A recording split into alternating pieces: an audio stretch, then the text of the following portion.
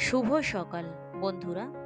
গতকালকের মনে হয়েছিল একটু পান্তা ভাত খাবো, তাই রাতে ভাতে জল দিয়ে রেখে দিয়েছিলাম। তা সকালে উঠে একটু বেলা হতে আলু মেখে নিচ্ছি, কাঁচা পেঁয়াজ দিয়ে সরিষার তেল দিয়ে শুকনো লঙ্কা দিয়ে আলু মেখে নিয়ে পান্তা ভাতটা খেয়ে নেব। প্রত্যেকদিন সকালে উঠে তো সকাল সকাল রান্না করি, গরম ভাত খাই আমরা, কিন্তু আজকেরে খাবো পান্তা ভাত। এই পান্তা ভাত খেতে কিন্তু বেশ মজা লাগে, সঙ্গে যদি একটু মাছ ভাজা ডিম ভাজা এগুলো থাকে তাহলে তো আরো বেশি ভালো লাগে। নিয়েছিলাম কটা ডিমও ভেজে। যাই হোক, প্রত্যেকের পান্তা ভাত আমি প্রত্যেকের পাত্রে করে দিয়ে দিয়েছি। এবারে আমি আমার পান্তা ভাতটা নিয়ে নিচ্ছি, সঙ্গেও একটা শুকনো লঙ্কাও নিয়ে নিয়েছি, ভাতে ডলে খেয়ে নেব। এই পান্তা ভাতটা খেয়ে নিয়ে প্রথম কাজ করব আমি, যেটা হলো একটা মুরগি নিয়ে এসেছে সেটাকে আগে ভালো করে পরিষ্কার করে নেব। কারণ এইটা পরিষ্কার করে রান্না বান্না করতে সব থেকে বেশি দেরি হয়ে যাবে। মুরগির মাংসটা খুব ভালো ছিল, দেখেই বুঝতে পারছেন, কাটার সময় দেখুন কি পরিমাণে তেল ছিল, তা আপনারা না দেখলে বুঝতে পারবেন না।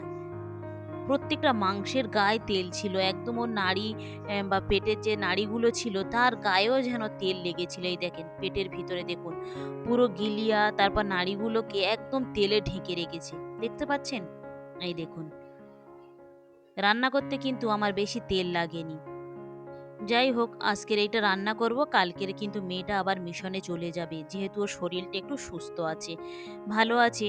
আর মিশনে পড়া তো সবাই আগিয়ে যাচ্ছে, বাড়ি থাকলে তো পড়াগুলো একটু পিছিয়ে যাবে।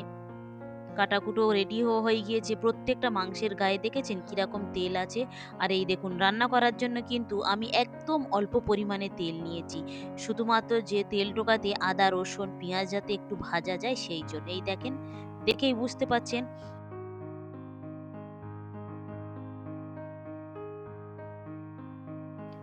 এই দেখুন, কষাবার সময় কি পরিমাণে তেল উঠেছে দেখেন। রান্নার সময় কিন্তু তেল আমি একদম অল্প দিয়েছিলাম। যাই হোক, আলু দিয়ে আমি এইভাবে করে এই মাংসটা রান্না করে নিচ্ছি। হঠাৎ করে সন্ধ্যার সময় সন্ধ্যার কিছুক্ষণ পরে ফোন করলো যে একজন মেহমান আসছে। তাড়াহুড়ো করে যেটুকা পেরেছি এখানে সেইগুলো রেডি করে নিয়েছি। আর মেহমানরাও অন্য রুমে বসে আছে, চলুন এগুলো আমি নিয়ে যাই। এখানে ৫ রকমের মিষ্টি আছে আর দই, আর ২ রকমের হচ্ছে গিয়ে কোল্ড ড্রিংকস আছে। মেয়েটা যেহেতু চলে যাবে তাই ওর জন্যে যে খাবার-দাবারগুলো লাগবে ও সেইগুলো নিতে গিয়েছিল, আর সঙ্গে আমিও গিয়েছিলাম। আর দোকানে যাব তা বলে আর গরমকালে আইসক্রিম খাবো না সেটা কি হয়? চলুন আইসক্রিমও নিয়ে নিলাম। ভিডিওটা তাহলে এখানেই শেষ করছি। ভালো থাকবেন, সুস্থ থাকবেন, আর ব্লগটি কেমন লাগলো অবশ্যই জানাবেন। ভালো লাগলে একটা সাবস্ক্রাইব করে দেবেন। দেখা হবে পরবর্তী ব্লগে।